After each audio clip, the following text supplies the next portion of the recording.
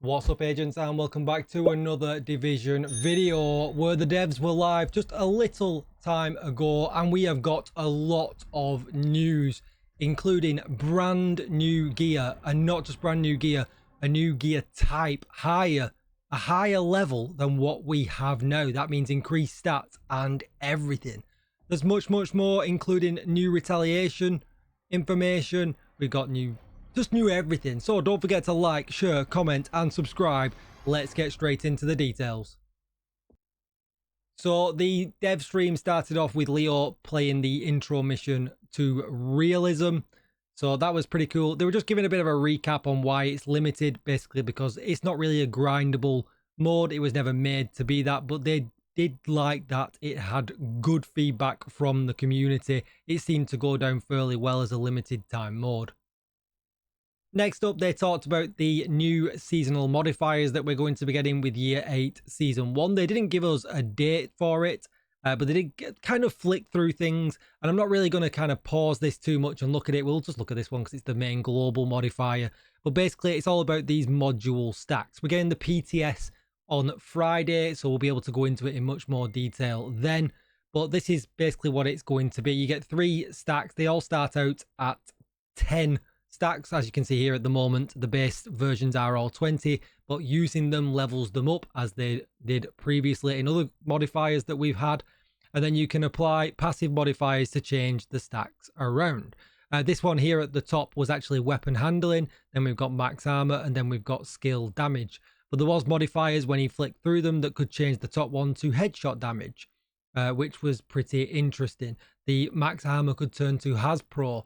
So yeah, some pretty good versatility here. And I think they said there was 32 passive modifiers, basically meaning that the options are absolutely insane. One thing that was very interesting was Yannick did mention that it matters on what order that you apply the passive modifiers. So if you apply them in different order, you can then also get different results at the end. So yeah, pretty crazy. So I just wanted to make a note with this screen here. You can see there that basically he equipped this amplify offense, which took the offense stat up by 5. So you can see there, pretty simple. He got 25% weapon handling rather than the base 20 when the main modifier is maxed out. But then you could see in the second slot, if he equipped this one, it would increase offense stacks by 10, basically making weapon handling 35%, but it will decrease defense and utility stacks. So basically taking his max armor down to 5% and then his skill damage down to 10%. And like I said, there's a whole bunch of these. Some of them react together. There was wildcard ones and all sorts. So yeah, there's going to be a lot of options here, which is pretty cool. But on top of that, so the higher the number, obviously the higher the weapon handling, for instance, that you were getting, but as well, the higher that number, the higher the active modifier results will also be. So you can see here, for instance, activate to reduce your active skill cooldowns by 42%, 30 base plus 0.8 per utility stack. So if you had 20 utility stacks, for instance, so that would be 16%. So yeah, that's what you've got to think about. Pretty cool. He did flick through these very quickly. Let's look if he does. There's blackout pulse. So you can see here, activate to release an EMP pulse that destroys enemy gadgets and shocks all enemies within a 40-meter radius. But then the more offensive stacks that you have, the bigger that radius is. I don't know if he went on cloud armor or not. He does. So then we can see here, activate to repair armor for yourself and allies inside a 10-meter radius at a rate of 8% total per second, 5% base plus 0.2 per defensive stack. This effect lasts longer for a total. This effect lasts for a total of 10 seconds. So obviously then we can buff that up again by having a higher blue stack in the previous screen. So yeah, a lot of options, extremely customizable. I see that some people will want to get into this a lot and create some, quite diverse builds. Some people will probably just look on YouTube and take whatever the meta is at the time, and some people will probably just equip whatever and be like, yeah, all right. So yeah, pretty good system. Probably one of the stronger systems that we have had. I have that feeling that it's going to be super strong, but let's move on. Next up, they talked about how they're going to handle some of these modifiers, the passive modifiers, a little bit different than previously. We've got a brand new vendor in the base of operations, you can see there. So that is the name, Recombrient, of the actual seasonal modifier. And if you go on that, you can see when he goes in it, he's going to hit F, and you'll be able to see a whole list of the modifiers you were just seeing. Now, at the moment, he owns them, but obviously we'll be able to earn these credits somehow, and we'll be able to buy the ones that we want. Quickly looking at the hostile modifiers, you can see here when an enemy damages you, the stacks in all modules are reduced by 2 per hit, up to a maximum of 20. This effect persists for 10 seconds, which sounds pretty harsh. 10 seconds is a long, long time. Then we got the virus one. Eliminating this enemy with anything except a headshot disables one of your passive modifiers chosen randomly.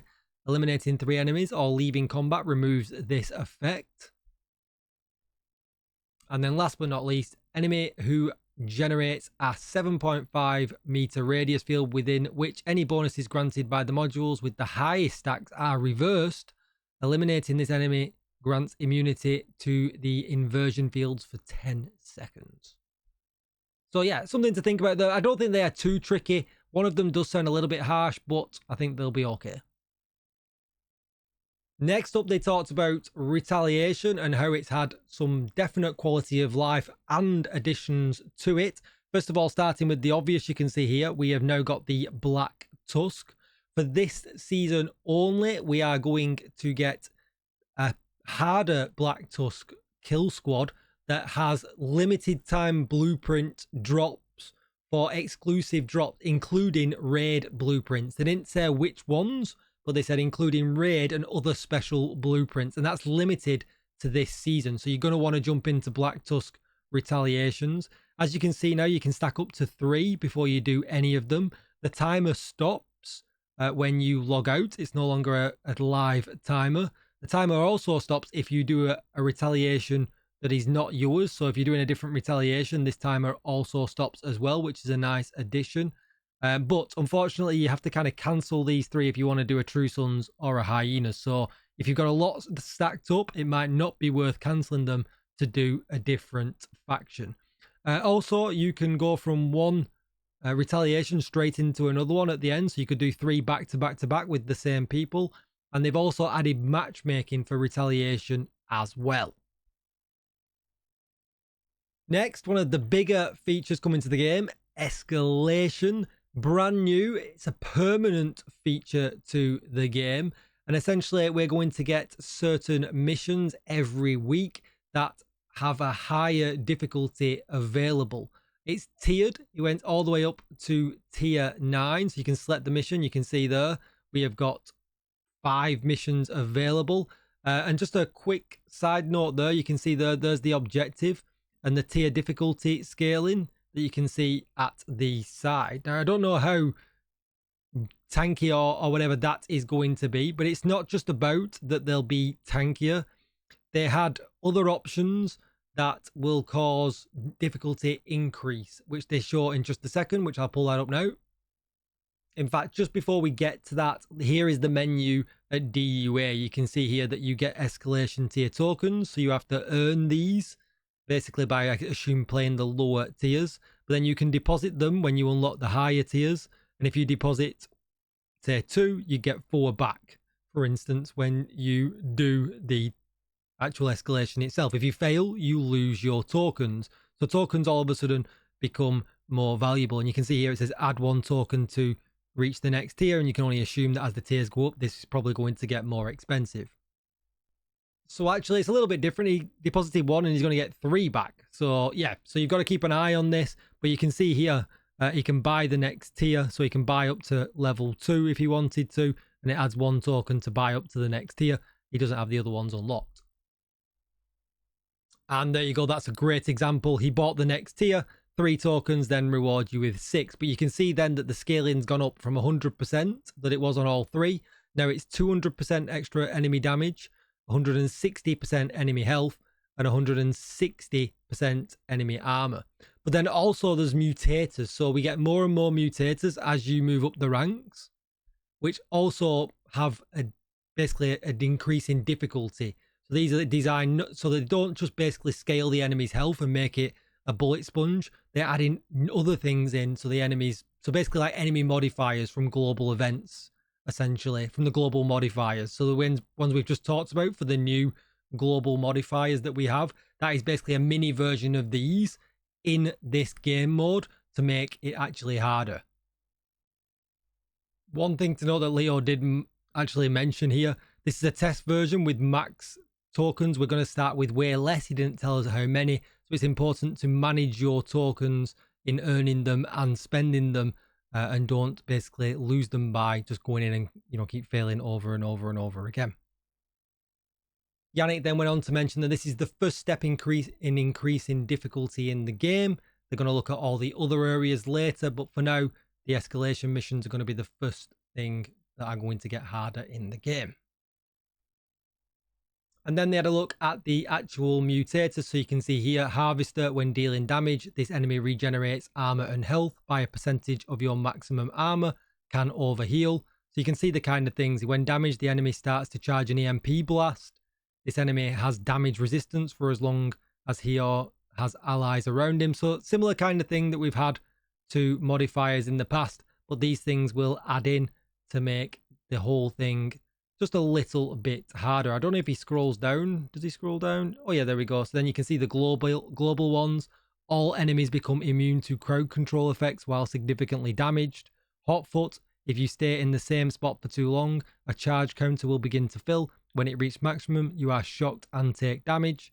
So yeah, some pretty tough mutators that we can see that we're going to be getting that will definitely keep it interesting as we've got to take down the hugely tanky enemies as well. But the question is, why do we want to do this? What are the rewards? What is coming to the game? What's going to make this worthwhile? And this was arguably the biggest reveal in the stream. And that is prototype gear. You can see here, Yannick has got a brand new gear quality that had a fancy animation on it as it kind of scrolled across. And it basically comes 1.5% higher, or it can come 1.5% higher. So you can see the max weapon damage here is now 22.5% instead of 15%. The same applies to the minor attributes. As you can see here, he's got a 9% crit chance. And that says, does that say 12% crit damage? So maybe that's not maxed out. I'm not sure if he actually scrolls this down. But one thing to note is every piece of prototype can come with this new augment that it can get. So for instance, Paradox, chance to refill your magazine by 2 for each bullet spent. The refill chance at the base is 1.5%, but as you use the gear, it levels up, and then you can level this up 10 times. But what was also interesting was that each piece of gear gets one of these, and they actually stack. So with your gun getting one and 6 pieces of gear, it looks like you're going to be able to stack them 7 times, which is pretty crazy. As you can see here, we've got a Lexington as well, which has a 0.5% for bullets to apply a random status effect, which again, pretty crazy, and you can level it up. Now, there was a couple of things that they did mention about this. They're going to be extremely rare drops in Escalation, and that's going to be the only place that you're going to be able to get them. But you're also going to be able to upgrade your gear to prototype, but there are some conditions. The gear piece has to be max rolled, and it has to be expertise level 30. Now, as he said that, the chat went wild because I guess not a lot of people upgrade their gear to expertise level 30 because nobody sees any value in it and everybody does guns. But they also said with this season that is coming, they're also going to give expertise a pass, essentially making it cheaper. He didn't give us any details on how much cheaper though. Now, the augments themselves are actually rollable. He mentioned that you can roll them. It gets more expensive every time that you re-roll. But you can see here that the one that he had equipped was chances for the bullets to apply a random status effect. He rolled it, and he got a new one that said 2.5% chance to duplicate the damage of the last bullet fired.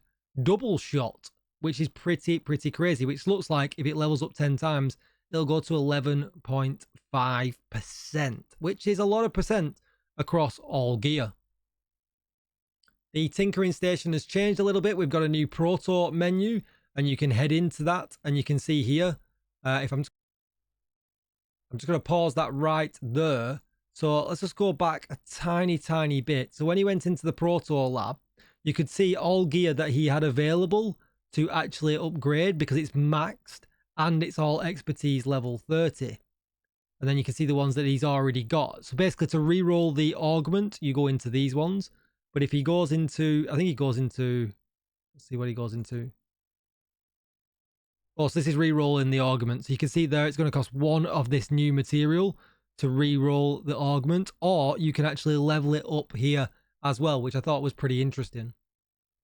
And then when he levels it up, you can see it went to 2%.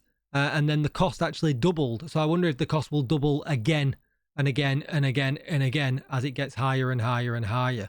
Will be interesting to see how easy it is to obtain this material. Next, we can see he's talking about the striker's gear that he had here, which is max weapon damage and max critical hit chance. He's going to upgrade it to prototype. The cost to upgrade to prototype again is only 1 of these materials. Just be aware this is PTS. And then you can see he gets his fancy new gear with this little augment symbol here as well. You can see there he's got entropy, another one that we've not seen before. Converts 5% of armor to HP. Bonus armor does not count. And then you can see there he's got the new rolls that were both max, 9% crit chance and 22.5% weapon damage. Will be interesting to see how easy it is to keep getting max rolls.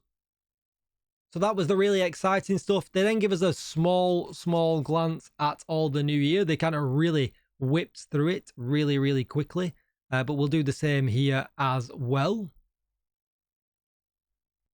So we got the Royal Works that gives us weapon handling, magazine size and critical hit damage. This also comes with 2 new named pieces. Perfect Gunslinger and Perfect Composure that we're getting as well. Perfect Composure coming in at 20% weapon damage. And Perfect Gunslinger coming in at 28% weapon damage. Next up, we got the new Core Strength set, giving us weapon handling, weapon damage, total armor, and skill efficiency. And then it says, for each core on your gear pieces, receive 40% of the other 2 cores bonuses. Skill tiers count as 15% skill efficiency. So it sounds like a very all-rounded set. It was pretty crazy to see. But it'll be interesting to see if we can get some good combos with this to be actually strong. A brand new exotic mask called the Investor, where you can see weapon damage and all 3 core attributes. But you actually got bonuses depending on which core attributes that are on the actual mask itself, which was pretty crazy. As you can see here, the item can feature any core attribute. This item features a 3rd random attribute instead of having a mod slot, but it can't have headshot, health or skill attributes, which was pretty crazy. But it receives bonuses from each non-core attribute on the item depending on the color. So you can see here, red gives you 10% crit damage, skill efficiency gives you skill efficiency, yellow, and blue gives you armor regen, which is pretty crazy. We then got a new Whiplash exotic pistol, having the weapon holstered for 5 seconds, reloads and primes it.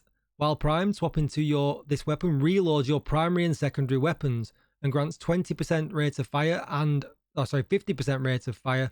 20% rate of fire and 50% weapon damage. But if you swap away from it, you'll lose them bonuses. But definitely interesting for a reload meta gun. Can't wait to try that out.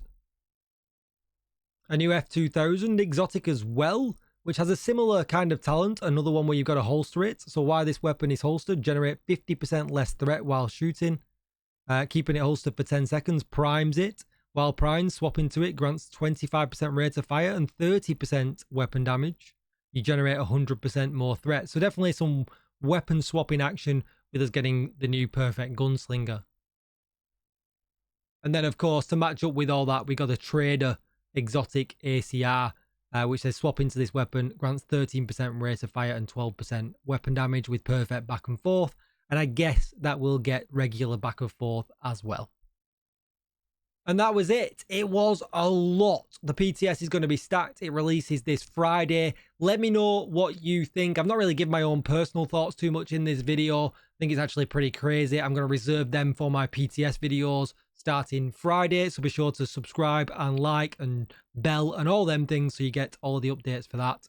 But as always, agents, I can't wait to see your comments down below, and I'll see you in the next one. Bye bye.